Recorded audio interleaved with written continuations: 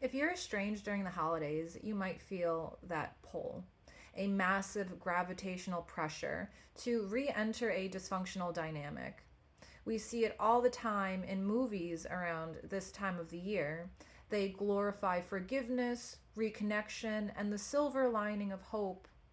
And for a lot of people, those movies are great. They are sentimental.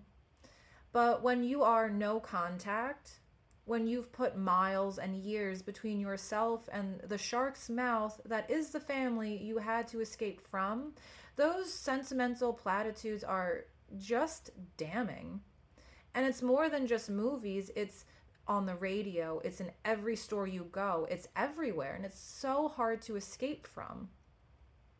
When people talk about their plans, it becomes nearly impossible to enter those conversations authentically, to be truly present, especially when you are already struggling with the fear of rejection, the constant feeling of being judged, and when you're just learning how to, speak up for yourself.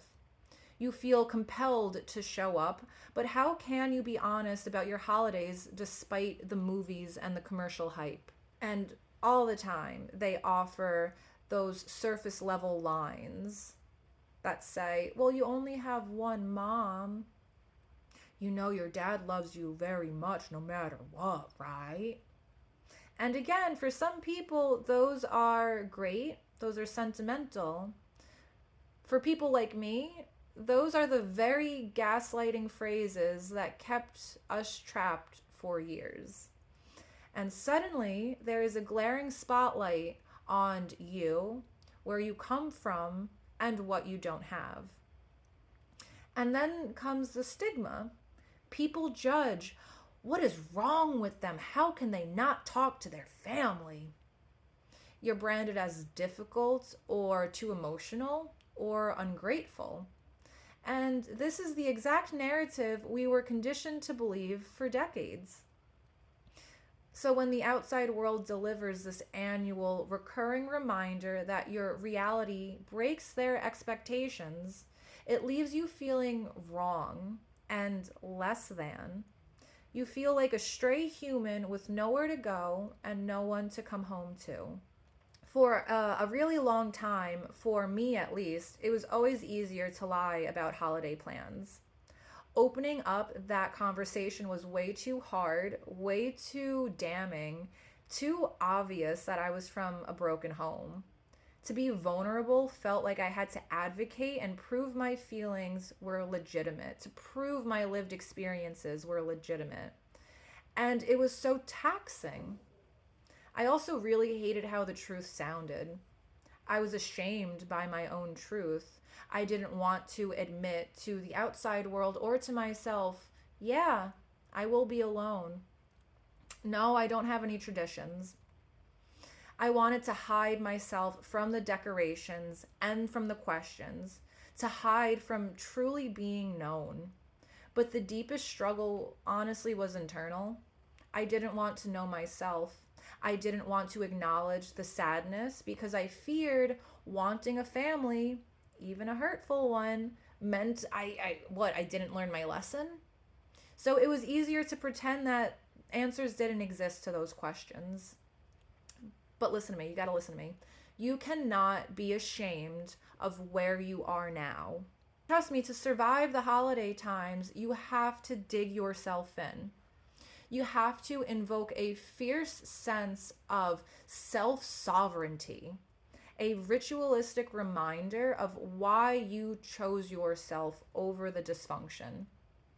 This cleared out space, this exile, this is necessary. This is the creation after destruction. It might not look like what the outside world thinks it should look like, but this is your hard-won sanctuary. You cannot hide these parts of your life or these parts of yourself. To hide is to sabotage your own healing journey. You can be proud of the emptiness, The empty space is the cleared ground where you can finally breathe. You might have gone scorched earth, but now new growth can come forth. you can also now just see the world as it is. Show up authentically to this new space. And yeah, you know what? Yeah, I am alone. But you know what? Now I can actually go forth and find a chosen family who actually likes me.